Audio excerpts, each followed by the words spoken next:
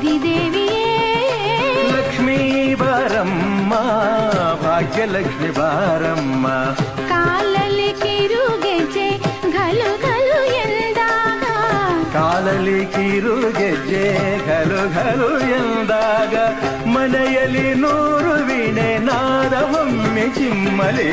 ಲಕ್ಷ್ಮೀ ಬಾರಮ್ಮ ಭಾಗ್ಯಲಕ್ಷ್ಮಿ ಬಾರಮ್ಮ, ಬೆಳಗಲು ಮನೆಯನ್ನು ಸಿರಿದೇವಿಯೇ.